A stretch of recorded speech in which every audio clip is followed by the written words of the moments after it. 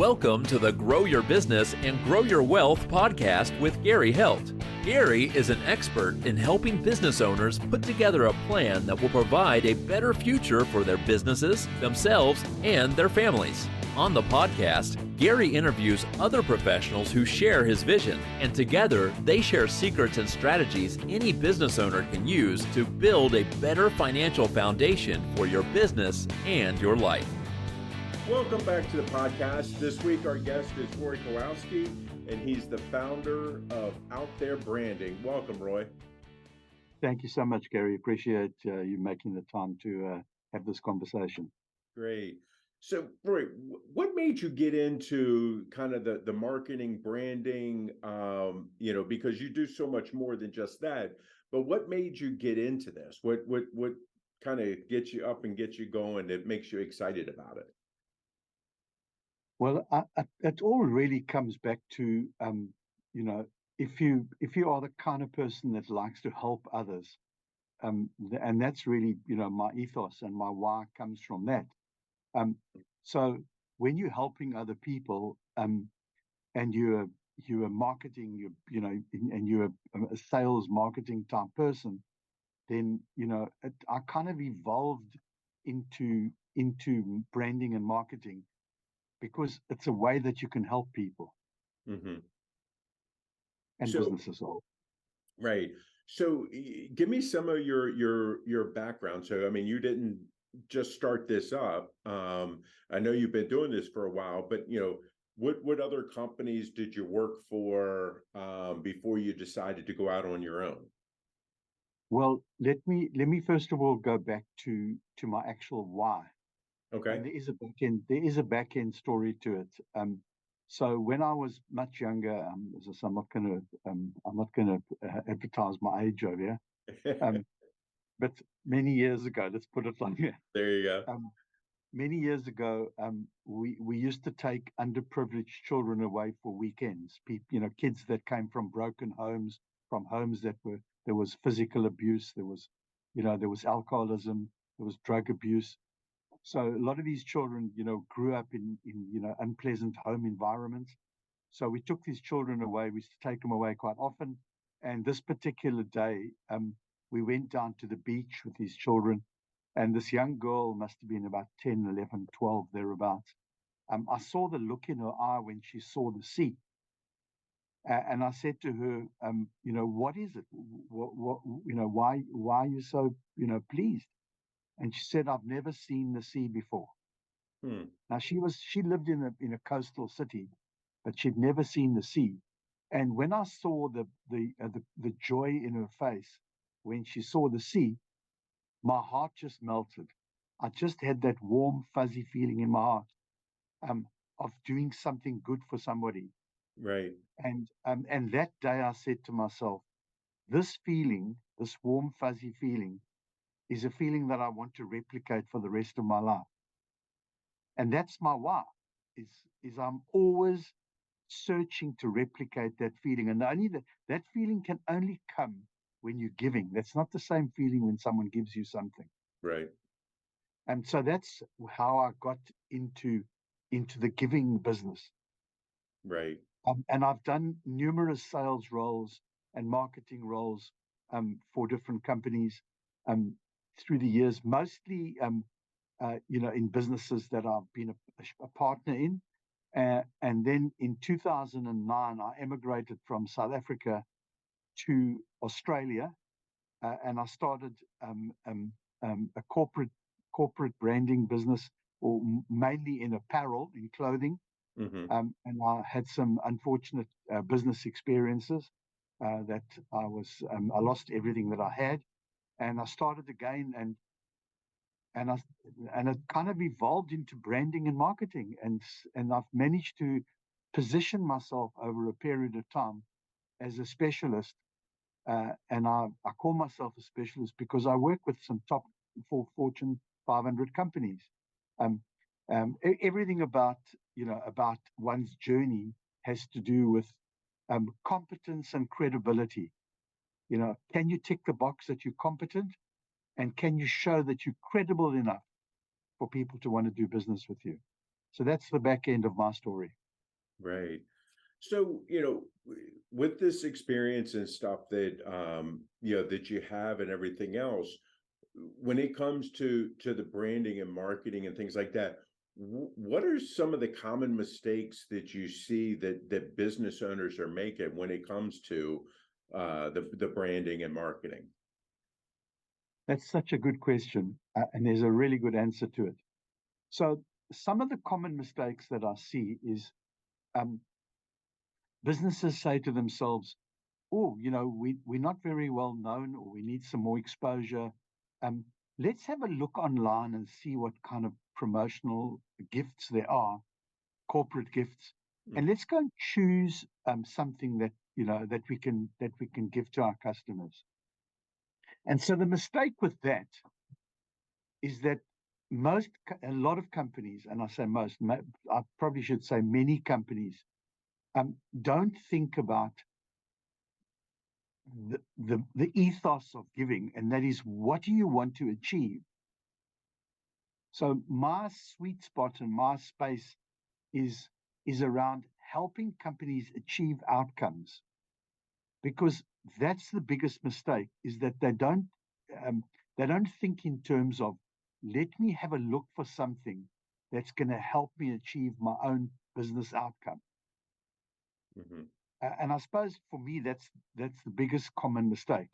And I also see, when companies come to me and they say, "We've got an event coming up, and we're thinking about doing A, B, and C," and I will say to them, "Well, what are you hoping to achieve?"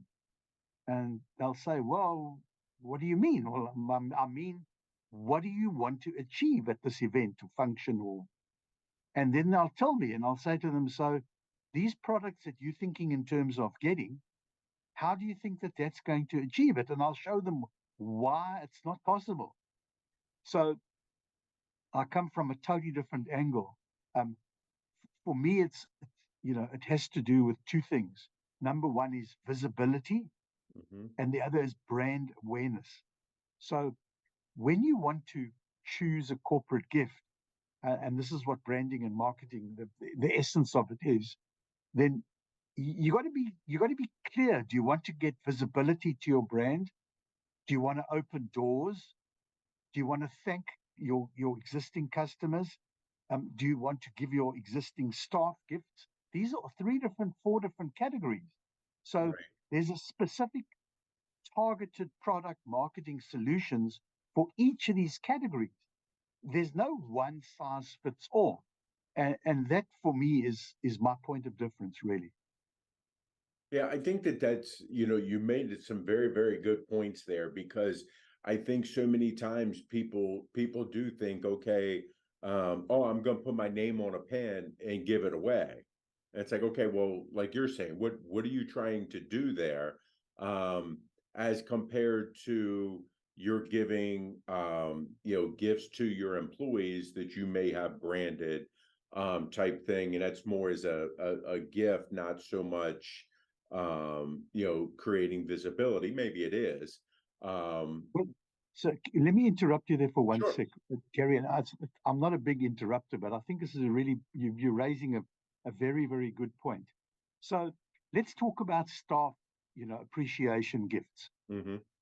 So many companies, what they do is they have a generic gift that they buy, or swag, whatever you want. I think in the US it's called swag.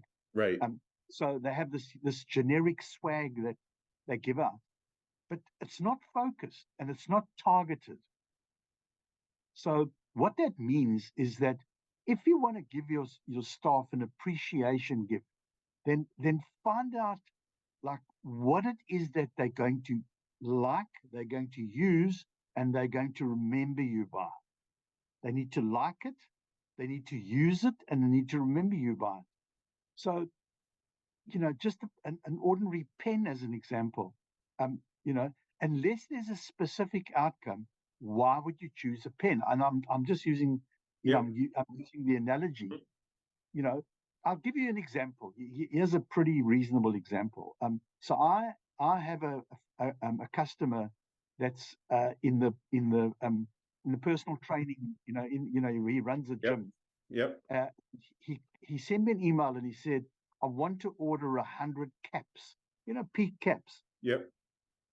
So I called him and I said, so what are you going to do with these caps?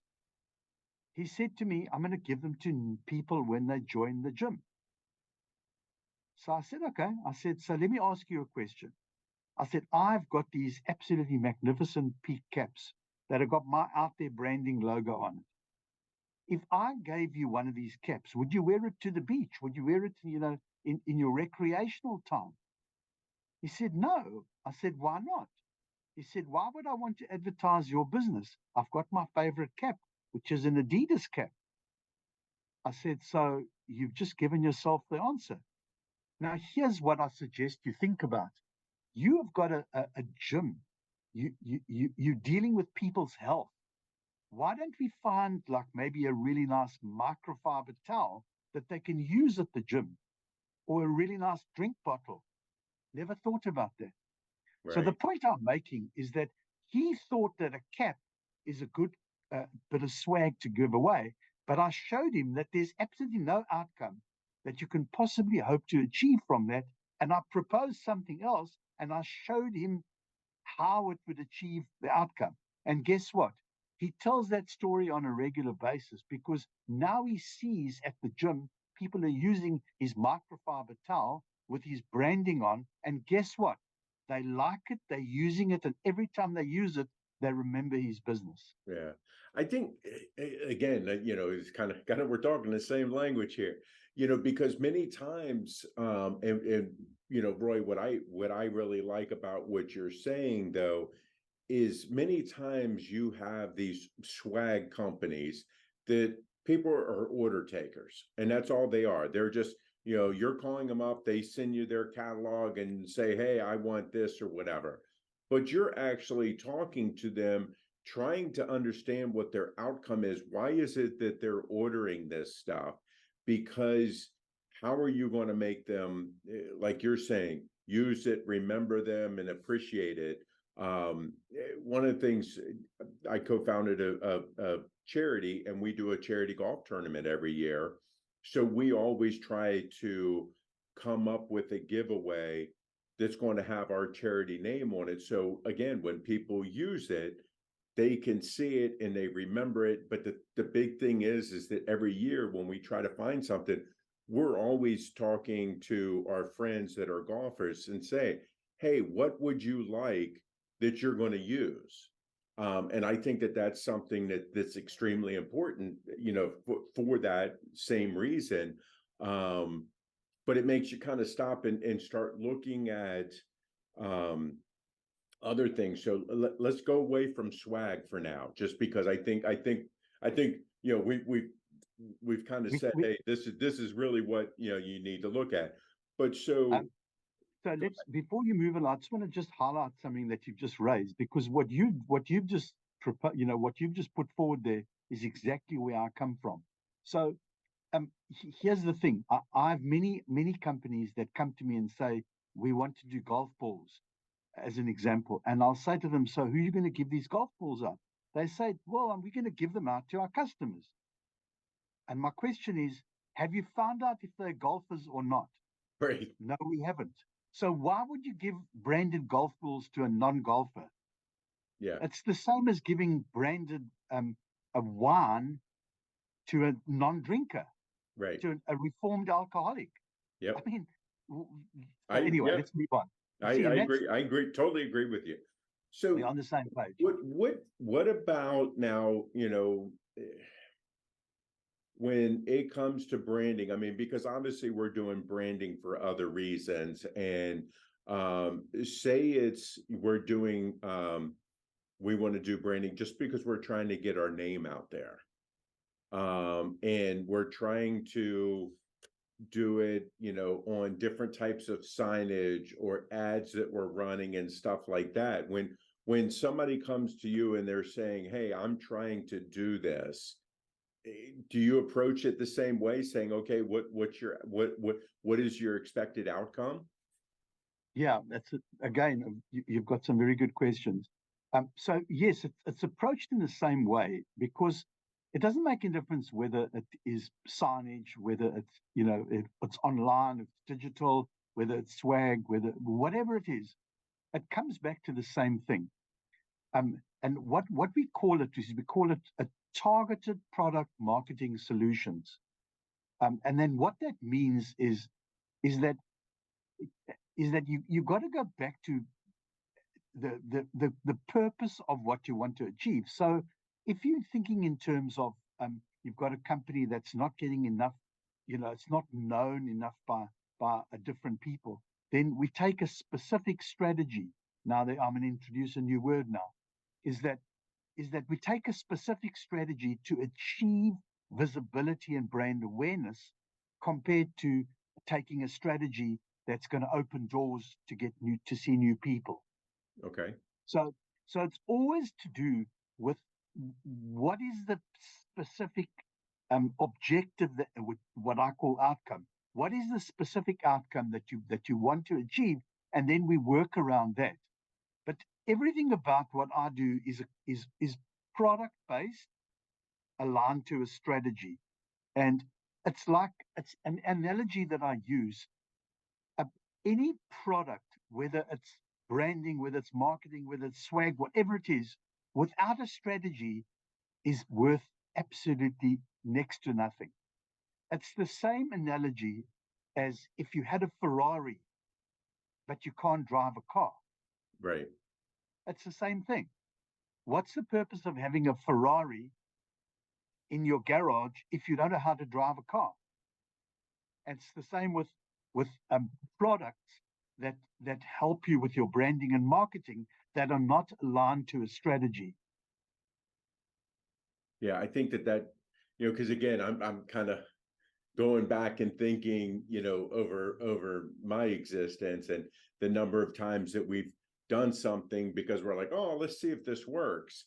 And I think that lots of times as business owners, because we're not thinking the way that you're talking, we're throwing something up against the wall and seeing what sticks.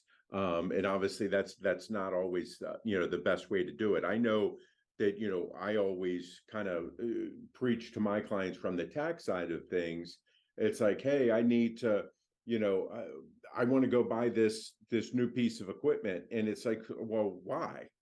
And it's just like, oh, well, because it's going to help reduce my taxes. I'm like, that's great. I can think of 15 other things that'll help reduce your taxes, but why specifically this piece of equipment? And then we finally, get into it. It's like, well, it's going to be able to save me time in doing X, Y, and Z. And it's like, well, okay, so it's going to make you more money because it's going to make you more productive. So you'll be able to do more. So it's kind of, in lots of ways, the same thing that I'm kind of pushing back on the clients with that, to try to get that. When somebody comes to you and says, hey, I want to increase my visibility in my community, what products or things do you have that you can talk to them about to help them with that? So yeah, so what I do with something like that is I ask a lot of questions. Mm-hmm.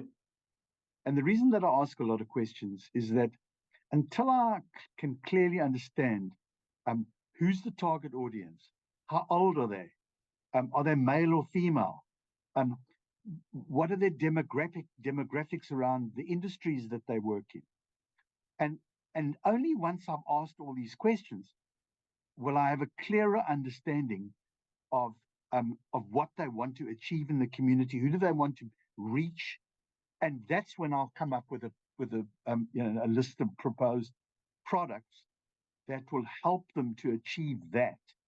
It's like saying, I want more visibility in the community, and then what we do is we go online and we have a look at, there's a whole lot of ideas over there. Well, let's choose that. Mm-hmm. But it comes back to what I call a reverse engineer process. Is start with the outcome and work backwards to the targeted product marketing solution, rather than choosing something that you think, as you correctly pointed out early on, hoping it's going to work. So that's where I really add the value in what I do. Is Mm-hmm. it's not just products, it's targeted products, and then it's aligned with a strategy. So so brand awareness and visibility means that you want to get your brand seen by a new set of eyes.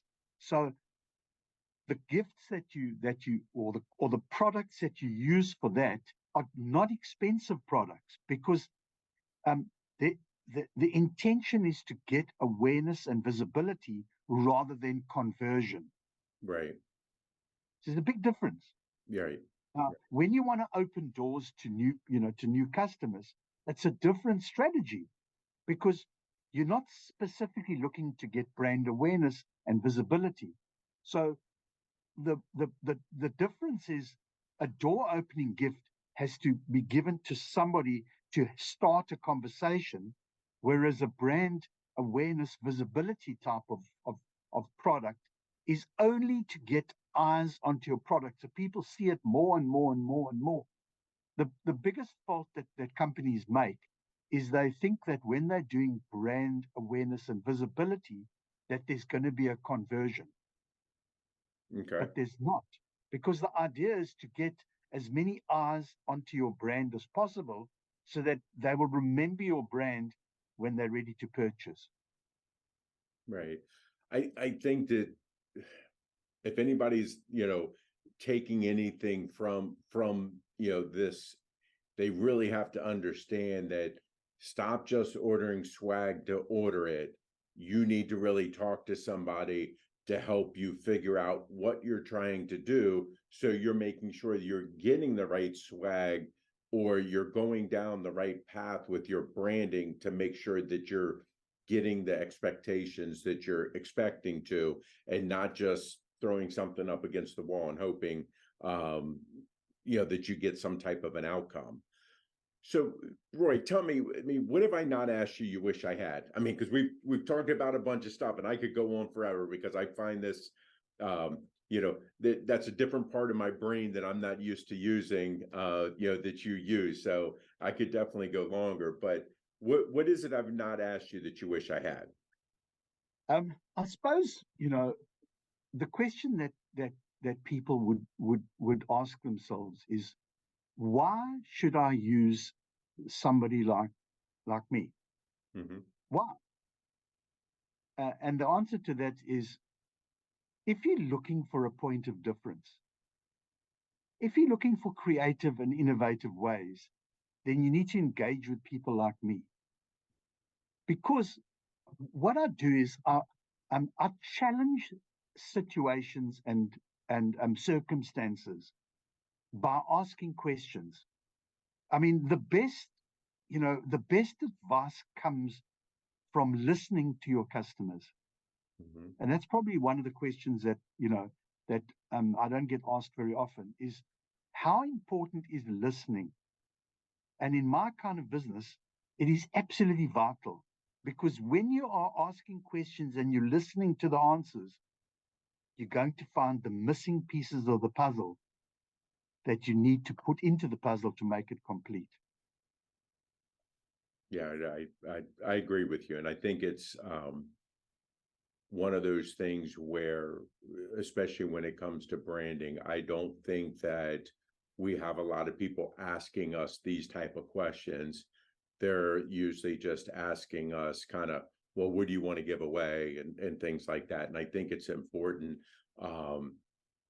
to talk and actually, come up with, again, I'm always talking about planning and things like that. So come up with a plan, because if we communicate to somebody like you what our plan is, then you're able to help us fulfill that plan.